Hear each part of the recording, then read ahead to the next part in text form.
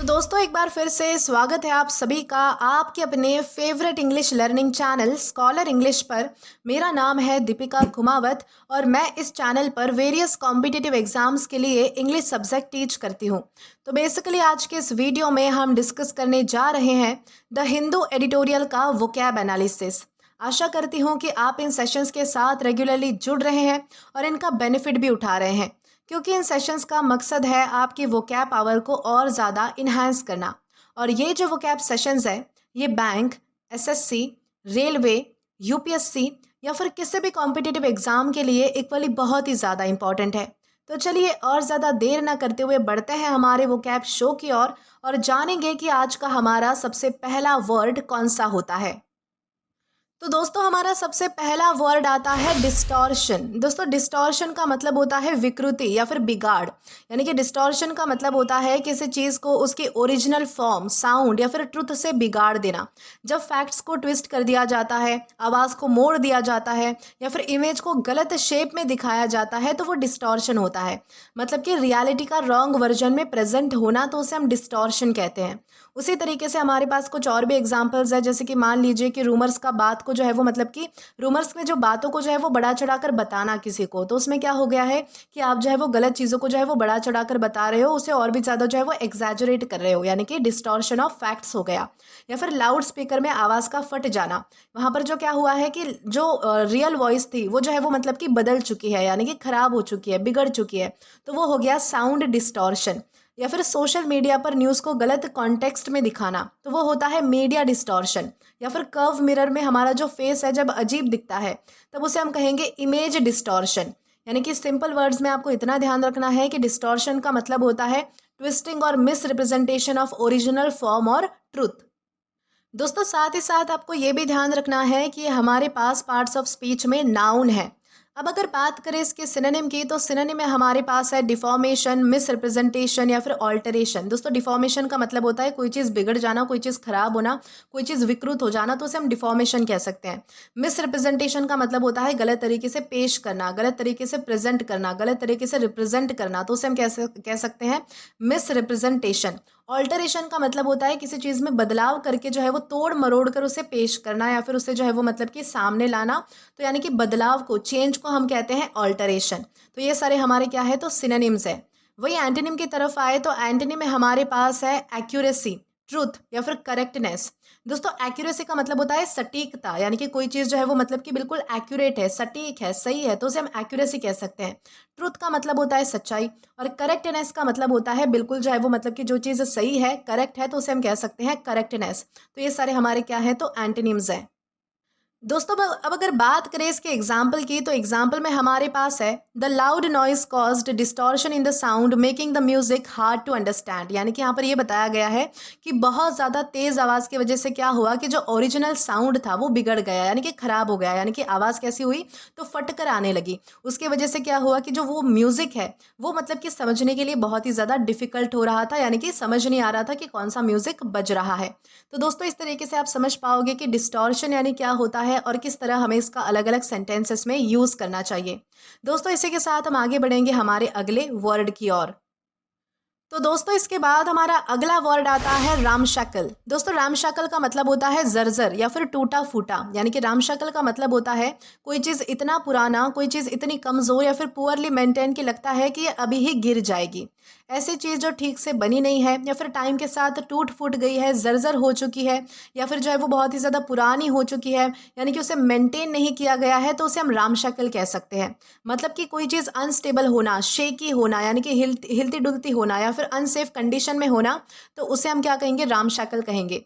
उसी तरीके से हमारे पास कुछ और भी एग्जांपल्स है, जैसे कि मान लीजिए कि कोई पुराना घर है जिसमें जो दीवारें हैं वो क्रैक है और जिसकी जो छत है वो लीक करती है, यानी कि पानी टपकता है, तो उसे हम क्या कहेंगे कि घर जो है वो रामशक्ल है, यानी कि रामशक्ल हाउस हाउस हम उसे कह सकते हैं। या फिर पुरानी बस जो चलते वक्त जो है वो बहुत ही ज़्यादा आवाज़ करती है, उसके पुर्जे पुर्जे हिलते हैं, तो उसे हम कह सकते हैं रामशक्ल व्हीकल। या फिर बिना प्लानिंग का बना सिस्टम, तो वो होता है रामशक्ल अरेंजमेंट। या फिर टूटी फूटी दुकान जो बस चल रही है किसी तरीके से, यानी कि बहुत ही ज़्यादा टूटी फूटी है, जिसकी हालात बहुत ही ज़्यादा खराब है या फिर उसे जो है वो मेंटेन नहीं किया गया है बहुत ही समय से, तो उसे हम रामशक्ल शॉप कह सकते हैं। तो इस तरीके से आपको समझना है, यानी कि सिंपल वर्ड्स में आपको इतना ध्यान रखना है कि रामशक्ल का मतलब होता है ब्रोकन डाउन, पुअरली मेंटेन्ड या फिर अनस्टेबल। और साथ ही साथ ये भी ध्यान रखना है कि हमारे पास पार्ट्स ऑफ स्पीच में एग्जेक्टिव है, यानी कि विशेषण है।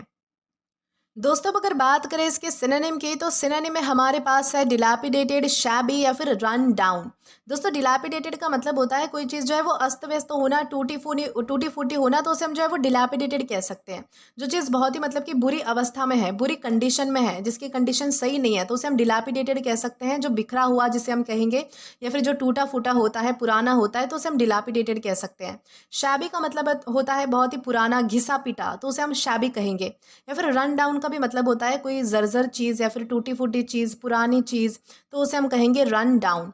वही एंटोनिम की तरफ आए तो एंटोनिम में हमारे पास है स्टर्डी, वेल बिल्ट या फिर सॉलिड। दोस्तों, स्टर्डी का मतलब होता है बहुत ही कोई रफ टफ चीज़ होना, बहुत ही स्ट्रांग होना, तो उसे हम स्टर्डी कह सकते हैं, जिसमें स्ट्रेंथ होती है। वेल बिल्ट का मतलब होता है जो अच्छे से बनाई गई है, यानी कि बहुत ही अच्छे से उसकी मरम्मत की गई है, या फिर बहुत ही अच्छे से वेल बिल्ट यानी कि अच्छे से बनाई गई है, तो उसे हम वेल बिल्ट कहेंगे। और सॉलिड का मतलब आपको पता है, एक तरीके से मजबूती के लिए जो है वो वर्ड यूज होता है। तो ये सारे हमारे क्या हो गए, तो ये सारे हमारे हैं एंटोनिम्स।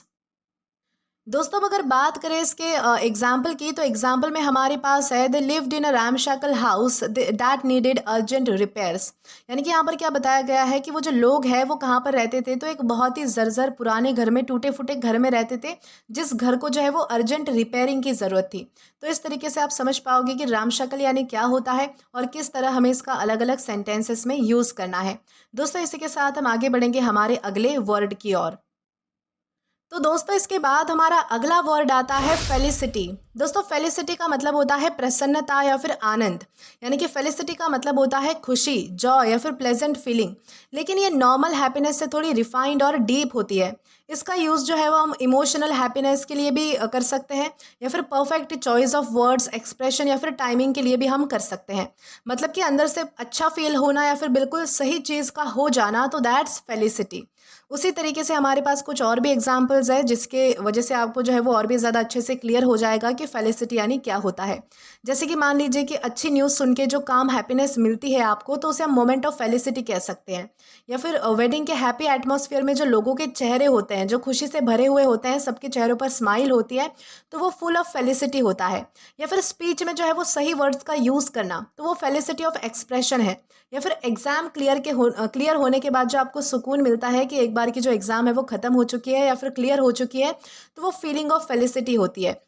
यानी कि ओवरऑल, यानी कि सिंपल वर्ड्स में आपको इतना ध्यान रखना है कि फेलिसिटी का मतलब होता है हैप्पीनेस, जॉयफुल सेटिस्फैक्शन या फिर अप्रोप्रिएटनेस, यानी कि बहुत ज़्यादा खुशी होना या फिर एक तरीके से सुकून मिलना, या फिर चीज़ों का सही होना या फिर चीज़ों का जो है वो सही वर्क करना, तो वो एक तरीके से हमारे लिए क्या है, तो फेलिसिटी है। और दोस्तों, साथ ही साथ आपको ये भी ध्यान रखना है कि हमारे पास पार्ट्स ऑफ स्पीच में नाउन है। दोस्तों, अगर बात करें इसके सिनोनिम की, तो सिनोनिम में हमारे पास है हैप्पीनेस, जॉय या फिर ब्लिस। दोस्तों, हैप्पीनेस, जॉय या फिर ब्लिस तीनों का मतलब होता है एक तरीके से बहुत ही ज़्यादा खुशी होना, बहुत ही ज़्यादा जो है वो मतलब कि एक तरीके से सुकून मिलना, खुशी में सुकून मिलना, तो उसे हम कह सकते हैं हैप्पीनेस, जॉय या फिर ब्लिस। वही एंटोनिम में हमारे पास है मिजरी, सैडनेस या फिर अनहैप्पीनेस, यानी कि बहुत ही ज़्यादा दुख होना, शोकपूर्ण वातावरण होना, या फिर जो है वो मतलब कि उदासी होना, निराश होना, तो उसे हम कह सकते हैं मिजरी, सैडनेस या फिर अनहैप्पीनेस। दोस्तों, अब अगर बात करें इसके एग्जाम्पल की, तो एग्जाम्पल में हमारे पास है she felt a deep sense of felicity while spending a peaceful evening with her family. यानी कि जब जो है वो मतलब कि अपनी फैमिली के साथ एक शाम गुजार रही थी, तो उसे बहुत ही ज़्यादा सुकून मिल रहा था, बहुत ही ज़्यादा आनंद यानी कि प्रसन्नता हो रही थी, यानी कि वो बहुत ही ज़्यादा खुश थी अपनी फैमिली के साथ जो है वो मतलब कि टाइम स्पेंड करके। तो इस तरीके से आप समझ पाओगे कि फेलिसिटी यानी क्या है और किस तरह हमें इसका अलग अलग सेंटेंसेस में यूज़ करना है। दोस्तों, इसी के साथ हम आगे बढ़ेंगे हमारे अगले वर्ड की ओर और जानेंगे कि वो वर्ड हमारा कौन सा होता है। तो दोस्तों, इसके बाद हमारा अगला वर्ड आता है एक्सप्रोप्रिएट। दोस्तों, एक्सप्रोप्रिएट का मतलब होता है अधिग्रहण करना, ज़बरदस्ती किसी चीज़ को ले लेना, यानी कि एक तरीके से किसी चीज़ पर अतिक्रमण करना, अपना हक जमा लेना। यानी कि दोस्तों, एक्सप्रोप्रिएट का मतलब होता है किसी की प्रॉपर्टी, ज़मीन या फिर रिसोर्सेज को अथॉरिटी के थ्रू जो है वो ले लेना, यूजुअली गवर्नमेंट के द्वारा, चाहे ओनर जो है वो खुद अपनी मर्जी के द्वारा देना चाहे उसे या फिर ना देना चाहे। अगर उसकी मर्जी हो या फिर ना हो, तो भी अगर गवर्नमेंट जो है वो अपनी अधिकार के तौर पर अगर उसे ले लेती है, किसी ज़मीन को, किसी प्रॉपर्टी को, तो उसे हम क्या कहेंगे, एक्सप्रोप्रिएट करना हम उसे कहेंगे। ये अक्सर कब होता है, तो पब्लिक प्रोजेक्ट के लिए होता है, डेवलपमेंट के लिए होता है, या फिर पॉलिसी के नाम पर होता है। मतलब कि लीगल पावर का यूज़ करके किसी चीज़ को अपने कंट्रोल में लाना, तो उसे हम क्या कहेंगे, एक्सप्रोप्रिएट हम उसे करना कहेंगे। और दोस्तों उसी तरीके से हमारे पास कुछ और भी एग्जांपल्स है, जैसे कि मान लीजिए कि हाईवे बनाने के लिए क्या करती है कभी कभी गवर्नमेंट, की हाईवे के पास की जो ज़मीन होती है, जिनकी भी ज़मीन होती है, किसानों की, फार्मर्स की, या फिर जो भी ओनर होता है उसका, तो उनके पास से जो है वो ज़मीन ले लेती है। ऐसे टाइम में जो है वो मतलब कि जो मालिक होता है उस ज़मीन का, वो कुछ नहीं कर सकता, यानी कि अगर उसकी मर्जी होती भी है या फिर नहीं भी होती है, तो भी उसे उसकी ज़मीन जो है वो मतलब कि छोड़ देनी पड़ती है या फिर देनी पड़ती है। तो हम उसे क्या कहेंगे कि ज़मीन को एक्सप्रोप्रिएट कर लिया गया है। या फिर मेट्रो प्रोजेक्ट के लिए जो है वो प्राइवेट प्रॉपर्टी किसी के एक्वायर करना, कब्जे में ले लेना, तो उसे भी हम कह सकते हैं प्रॉपर्टी एक्सप्रोप्रिएटेड। या फिर मान लीजिए कि वॉर के टाइम जो एसेट्स होते हैं, जो भी औजार होते हैं, हथियार होते हैं, उनको अगर सीज कर लिया जाता है, जब्त कर लिया जाता है, कब्जे में ले लिया जाता है, तो उसे भी हम क्या कहेंगे कि एसेट जो थे, यानी कि जो भी सामान था वो एक्सप्रोप्रिएट कर लिया गया, यानी कि ले लिया गया। या फिर स्लम रीडेवलपमेंट के लिए लैंड लेना, यानी कि जो स्लम्स होती है, यानी कि जो झुग्गी झोपड़ियाँ होती है, अगर उस एरिया को जो है वो मतलब कि डेवलप करने के लिए ज़मीन को ले लिया जाता है, तो वो हम कहेंगे कि एरिया एक्सप्रोप्रिएट कर लिया गया है, यानी कि एरिया जो है वो मतलब कि अपने कंट्रोल में ले लिया गया है। यानी कि सिंपल वर्ड्स में आपको इतना ध्यान रखना है कि एक्सप्रोप्रिएट का मतलब होता है take away property by authority often by the government, यानी कि प्रॉपर्टी का जो है वो किसी अधिकारी के द्वारा ले लेना, यानी कि अधिकार के द्वारा ले लेना, किसी हायर पोजीशन के द्वारा ले लेना, स्पेशली बाय द गवर्नमेंट, यानी कि सरकार के द्वारा ले लेना, तो उसे हम कहेंगे एक्सप्रोप्रिएट करना, यानी कि अपने कब्जे में कर लेना, अधिग्रहण करना, उस जमीन पर अतिक्रमण करना। और साथ ही साथ आपको ये भी ध्यान रखना है कि हमारे पास पार्ट्स ऑफ स्पीच में वर्ब है, यानी कि क्रिया है। दोस्तों अगर बात करें इसके सिनोनिम की, तो सिनोनिम में हमारे पास है कॉन्फिस्केट, सीज या फिर अक्वायर। दोस्तों इन तीनों का ही मतलब होता है किसी चीज़ को जो है वो जब्त कर लेना, कब्जे में ले लेना या फिर कंट्रोल में ले लेना, तो उसे हम कहेंगे कॉन्फिस्केट करना, सीज करना या फिर अक्वायर करना। वही एंटोनी में हमारे पास है रिटर्न, रिस्टोर या फिर कॉम्पेंसेट। दोस्तों रिटर्न या फिर रिस्टोर का मतलब होता है किसी चीज़ को जो है वो वापस दे देना, किसी चीज़ को जैसी वो थी उसी कंडीशन में वापस लाना। या फिर कॉम्पेंसेट का मतलब होता है भुगतान करना, हर्जाना देना, मुआवजा देना, तो उसे हम कंपेंसेट कह सकते हैं। अब दोस्तों अगर बात की जाए इसके एग्जाम्पल की, तो एग्जाम्पल में हमारे पास है the government decided to expropriate the land to build a new highway. यानी कि यहाँ पर ये बताया गया है कि नया हाईवे बनाने के लिए, नया हाईवे बिल्ड करने के लिए गवर्नमेंट ने क्या किया कि उसके आसपास की जो ज़मीन थी वो जिसकी भी थी उसको क्या कर लिया, तो एक्सप्रोप्रिएट कर लिया, यानी कि अपने कंट्रोल में ले लिया, उस पर कब्जा कर लिया, उसे क्या कर लिया, तो उस पर अतिक्रमण कर लिया। तो इस तरीके से आप समझ पाओगे कि एक्सप्रोप्रिएट यानी क्या होता है और किस तरह हमें इसका अलग अलग सेंटेंसेस में यूज़ करना चाहिए। दोस्तों इसी के साथ हम आगे बढ़ेंगे हमारे अगले वर्ड की ओर। दोस्तों इसके बाद हमारा अगला वर्ड आता है मैलपर्ट। दोस्तों मैलपर्ट का मतलब होता है ढीठ या फिर उद्दंड, जिसे हम कह सकते हैं। यानी कि सिंपल भाषा में समझाऊं तो मैलपर्ट का मतलब होता है जो इंसान बहुत ही ज़्यादा रूड है, बदतमीज़ है और ज़्यादा ही बोल्ड है।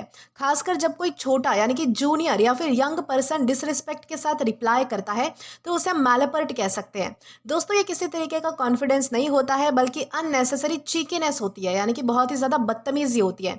मतलब कि जब कोई इंसान जो है वो ओवर स्मार्ट या फिर बैड मैनर एटीट्यूड दिखाता है, तो दैट्स मैलपर्ट, यानी कि जिसके मुंह पे फिल्टर नहीं होता है, बेसिकली जो मन में आए जो है वो मतलब कि बोल देता है बिना किसी रिस्पेक्ट के, यानी कि ये नहीं देखता है कि सामने कोई बड़ा है छोटा है, उसे जो है वो बड़े छोटे का कायदा नहीं होता है, तो उसे हम क्या कहेंगे कि वो मैलपर्ट है, यानी कि बहुत ही रूड है, बदतमीज है और ज़्यादा ही बोल्ड है, यानी कि ओवर स्मार्ट बनता है या फिर बैड मैनर्ड एटीट्यूड उसमें है, तो उसे हम क्या कहेंगे, तो मैलपर्ट कहेंगे।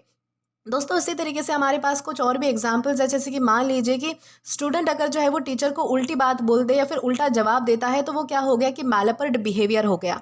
या फिर जूनियर एम्प्लॉय का बॉस से बदतमीजी से बात करना। अब बॉस जो है वो उससे ओहदे में बड़े हैं, तो भी अगर जूनियर जो है वो उनसे बदतमीजी से बात करता है, तो वो मैलपर्ट रिप्लाई है। या फिर किसी छोटे बच्चे का बुजुर्ग को जो है वो एटीट्यूड दिखाना, तो वो भी एक तरीके से मैलपर्ट चाइल्ड होता है। यानी कि सिंपल वर्ड्स में आपको इतना ध्यान रखना है कि मैलपर्ट का मतलब होता है रूड, इम्प्यूडेंटली बोल्ड या फिर डिसरिस्पेक्टफुल, यानी कि जो बहुत ही ज़्यादा बदतमीज़ है, बहुत ही ज़्यादा बोल्ड है या फिर बहुत ही ज़्यादा रूड है, या फिर जिसे बात करने का तरीका नहीं है, जिसके मुंह पे फिल्टर नहीं है, तो उसे हम क्या कहेंगे, तो मैलपर्ट कहेंगे। और साथ ही साथ आपको ये भी ध्यान रखना है कि हमारे पास पार्ट्स ऑफ स्पीच में एग्जेक्टिव है, यानी कि विशेषण है। दोस्तों अब अगर बात करें इसके सिनोनिम की, तो सिनोनिम में हमारे पास है इम्प्यूडेंट, इंसोलेंट या फिर चीकी। दोस्तों इन तीनों का ही क्या मतलब होता है? जो बहुत ही ज़्यादा रूड है, बदतमीज़ है, ज़्यादा बोल्ड है, जिसके मतलब कि मुंह पे कोई फिल्टर नहीं है, जिसमें बहुत ही बुरा एटीट्यूड है, ओवर स्मार्ट बनने की कोशिश करता है, तो उसे हम क्या कह सकते हैं? एक तरीके से ढीठ है, वो बहुत ही ज़्यादा ज़िद्दी है। ढीठ है, ज़िद्दी है, यानी कि नेगेटिव सेंस में ढीठ है, कि वो अपनी बातों को जो है वो मतलब कि कंट्रोल नहीं कर सकता। वो जो उसके मन में होता है वो बोल देता है, चाहे वो मतलब कि सामने कोई बड़ा इंसान है, कोई मतलब कि ओहदे में बड़ा है, उम्र में बड़ा है, वो ये सब नहीं देखता है। तो उसके लिए हम कौन कौन से वर्ड यूज़ कर सकते हैं? तो हम इम्प्यूडेंट यूज़ कर सकते हैं, इंसोलेंट यूज़ करते हैं, या फिर चीकी। चीकी का मतलब होता है बहुत ही ज़्यादा बदतमीज़, तो उसे हम कहते हैं कि इम्प्यूडेंट, इंसोलेंट या फिर चीकी, जो कि हमारे क्या है? तो सिनोनिम्स है।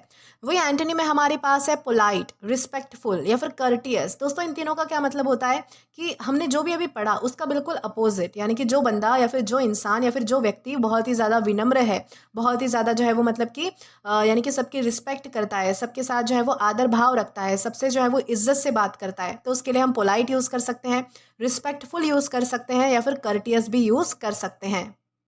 दोस्तों अगर बात करें इसके एग्जाम्पल की, तो एग्जाम्पल में हमारे पास है the malapert boy spoke rudely to the teacher without any fear. यानी कि यहाँ पर क्या बताया गया है कि एक जो ढीठ लड़का था, यानी कि एक बहुत ही बदतमीज जो लड़का था, वो जो है वो मतलब कि टीचर के साथ बहुत ही रूडली बात कर रहा था, बिना किसी डर के। यानी कि उसे बिल्कुल भी मन में डर नहीं था कि हम जो है वो मतलब कि किससे बात कर रहे हैं, किस तरीके से बात कर रहे हैं, ये बिल्कुल भी उसके मन में नहीं था। यानी कि वो बहुत ही रूडली, यानी कि बहुत ही बुरी तरीके से, बदतमीजी से जो है वो मतलब कि टीचर के साथ बात कर रहा था।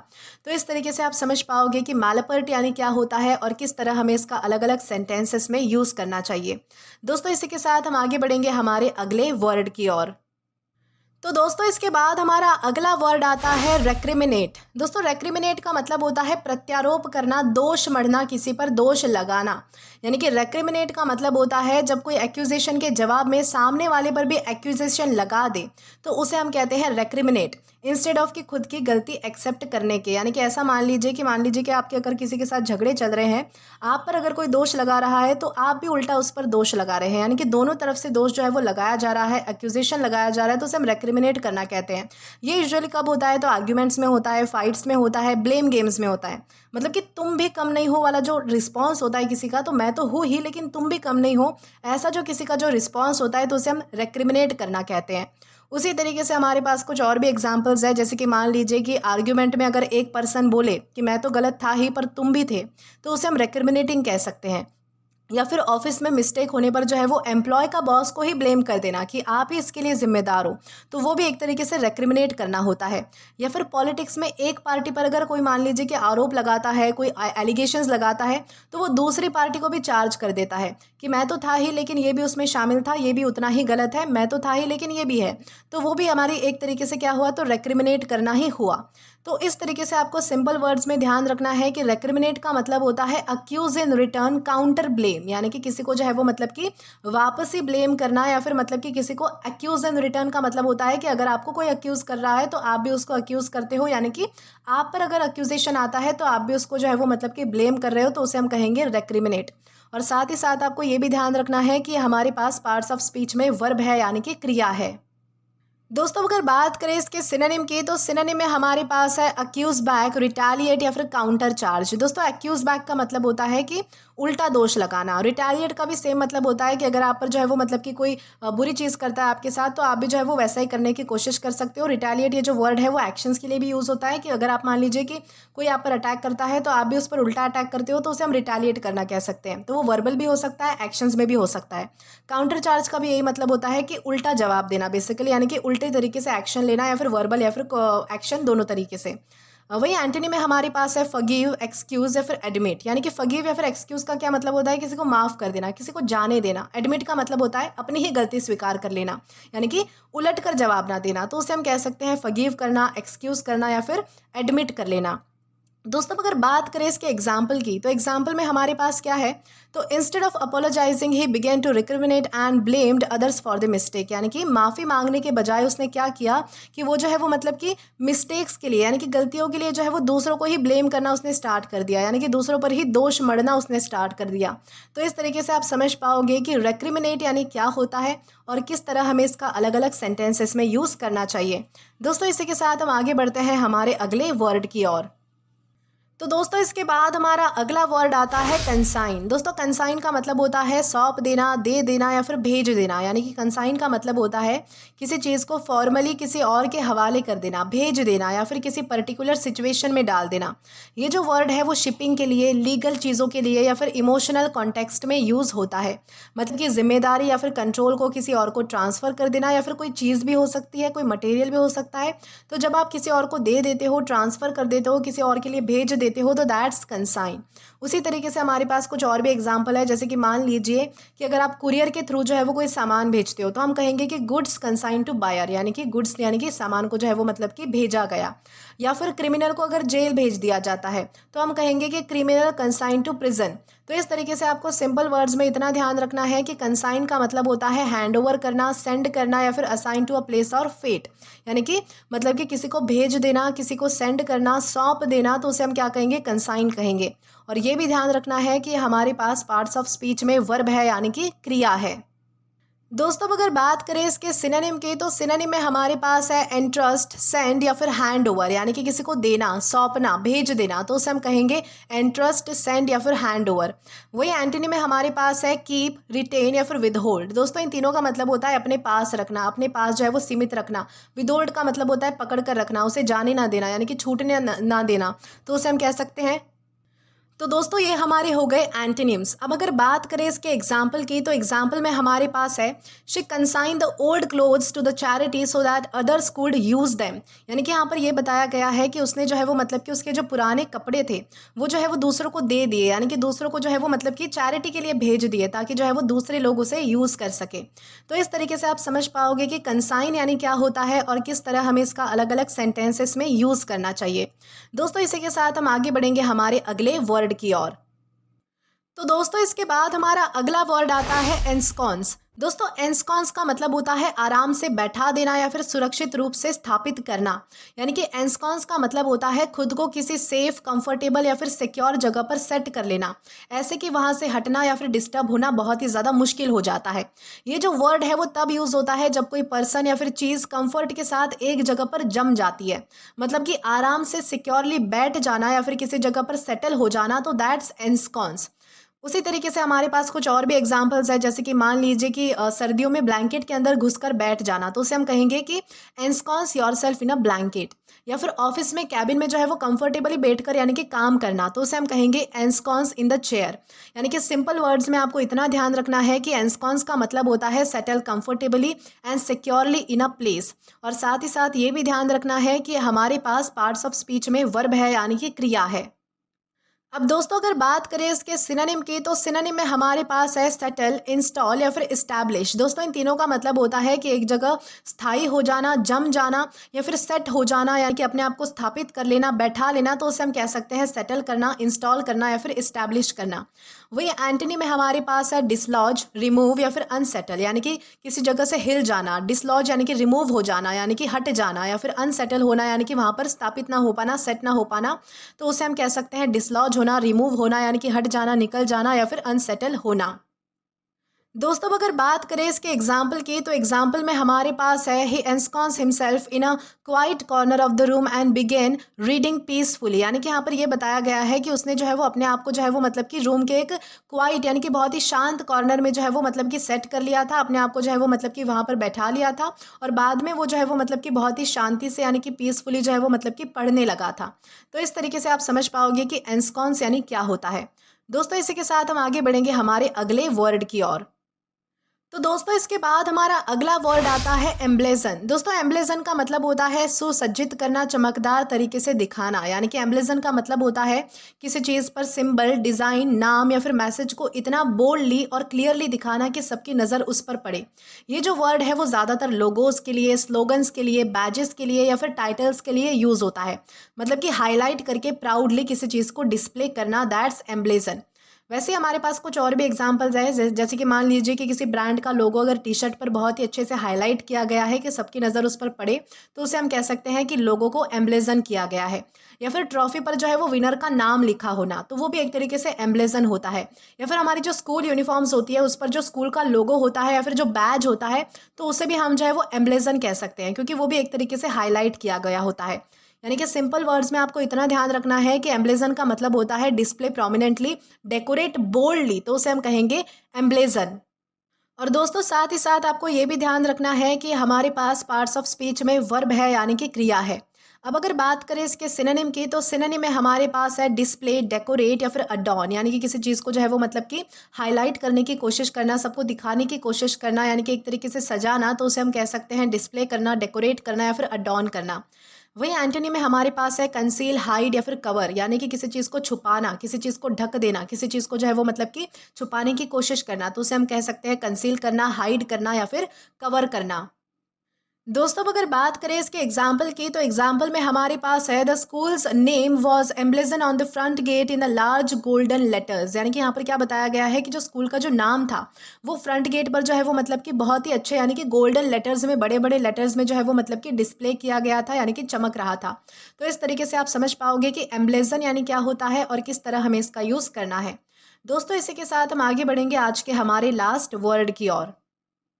तो दोस्तों इसके बाद हमारा आज का लास्ट वर्ड आता है इनएनिटी। दोस्तों इनएनिटी का मतलब होता है मूर्खता या फिर खोखलापन। दोस्तों इनएनिटी का मतलब होता है बिल्कुल बेकार, एम्प्टी या फिर पॉइंटलेस बात या फिर बिहेवियर जिसमें ना कोई डेप्थ होती है, ना ही कोई सेंस होता है, ना ही कोई मीनिंग होती है। यानी कि जब भी किसी कॉन्वर्जेशन में या फिर एक्शन में सिर्फ टाइम पास होता है, कोई मीनिंग नहीं होता है, यानी कि दिमाग यूज़ करने लायक उसमें कुछ भी नहीं होता है, तो वो इनएनिटी होती है, मतलब कि दिमाग खाली लगना, तो उसे हम कह सकते हैं इनएनिटी। दोस्तों इसी तरह हमारे पास कुछ और भी एग्जांपल्स है, जैसे कि मान लीजिए कि कोई मूवी है जिसमें स्टोरी का कोई लॉजिक ही नहीं है, तो वो फुल ऑफ इनएनिटी है। या फिर मीटिंग जिसमें सिर्फ रिपीटेड बातें होती है, यानी कि बार बार रिपीट बातें की जाती है, तो उसमें भी जो है वो मतलब कि इनएनिटी ऑफ डिस्कशन है। या फिर सोशल मीडिया पर सेंसलेस कमेंट्स करना, तो वो भी होता है ऑनलाइन इनएनिटी। यानी कि सिंपल वर्ड्स में इनएनिटी का मतलब होता है एम्प्टीनेस, फुलिशनेस या फिर लैक ऑफ सेंस, तो उसे हम कहेंगे इनएनिटी। और साथ ही साथ आपको ये भी ध्यान रखना है कि हमारे पास पार्ट्स ऑफ स्पीच में नाउन है। दोस्तों अब अगर बात करें इसके सिनोनिम की, तो सिनोनिम में हमारे पास है फुलिशनेस, एम्प्टीनेस या फिर स्टुपिडिटी। दोस्तों फुलिशनेस या फिर स्टुपिडिटी का मतलब होता है मूर्खता, और एम्प्टीनेस का मतलब होता है खोखलापन। यानी कि इन तीनों का यूज़ किस सेंस में कर सकते हैं कि जिस बात का कोई मीनिंग नहीं होता है, जो बात हमारे लिए यूज़फुल नहीं होती है, जिसमें मतलब कि कोई दिमाग यूज़ करने लायक कोई चीज़ नहीं है, कोई पॉइंट नहीं है, कोई लॉजिक नहीं है, तो उसे हम कह सकते हैं फुलिशनेस, एम्प्टीनेस यानी कि खोखलापन या फिर स्टुपिडिटी यानी कि पागलपन या फिर मूर्खता। वही एंटोनी में हमारे पास है विजडम, सेंस या फिर इंटेलिजेंस। यानी कि विजडम का मतलब होता है एक तरीके से बुद्धि, यानी कि बहुत ही ज़्यादा जिसमें इंटेलिजेंस होता है, जिसमें जो है वो मतलब कि लॉजिक होता है, रैशनैलिटी होती है किसी बात में, किसी चीज़ का तर्क होता है, किसी चीज़ में सेंस होता है, तो उसे हम कह सकते हैं विजडम, सेंस या फिर इंटेलिजेंस यानी कि बुद्धिमत्ता। तो ये सारे हमारे क्या है, तो एंटोनिम्स है, यानी कि इनएनिटी के अपोजिट वर्ड्स है। दोस्तों अब अगर बात करें इसके एग्जाम्पल की, तो एग्जाम्पल में हमारे पास है everyone was bored by the inanity of his long and pointless speech. यानी कि सब लोग जो है वो बोर हो चुके थे, किस चीज़ से, तो उसके स्पीच से, यानी कि लॉन्ग और पॉइंटलेस स्पीच से, जिसमें जो है वो ना ही तो कोई लॉजिक था, ना ही कोई डेप्थ थी, ना ही कोई सेंस था, ना ही कोई मीनिंग थी। यानी कि सब लोग जो है वो उसके मूर्ख और खोखले स्पीच की वजह से जो है वो मतलब कि बोर हो चुके थे। तो इस तरीके से यहाँ पर हमें समझाया गया है, और इस तरीके से आपको समझ आएगा कि इनएनिटी इस वर्ड का हमें किस तरीके से अलग अलग सेंटेंसेस में यूज़ करना है। तो दोस्तों आज के लिए बस इतना ही। आज के इस क्लास का पीडीएफ आप हमारे टेलीग्राम चैनल के थ्रू एक्सेस कर सकते हैं। और अगर आपने अभी तक हमारा टेलीग्राम चैनल ज्वाइन नहीं किया है, तो टेलीग्राम पर English with Deepika Kumawat search करके, या फिर डिस्क्रिप्शन में दिए गए लिंक के थ्रू, साथ ही साथ अभी जो आपको आपके स्क्रीन पर क्यूआर कोड दिख रहा है, वहाँ से भी आप जो है वो डायरेक्टली स्कैन करके हमारा टेलीग्राम चैनल ज्वाइन कर सकते हैं, ताकि आप कभी भी किसी भी नए आने वाली वीडियोज़ को लेकर कोई भी अपडेट्स को मिस ना करें। और दोस्तों अगर आपको आज का ये वीडियो पसंद आया है या फिर हेल्पफुल लगा है, तो do like this video, subscribe the channel and share as much as you can. और दोस्तों अगर आपने इससे पहले वाले वीडियोस नहीं देखे हैं, तो यहाँ पर मैंने एक प्लेलिस्ट प्रोवाइड कर दी है, जहाँ पर आप क्लिक करके वो सभी पहले वाले वीडियोस भी देख सकते हैं और एक्सप्लोर कर सकते हैं। Till then keep learning. Thank you.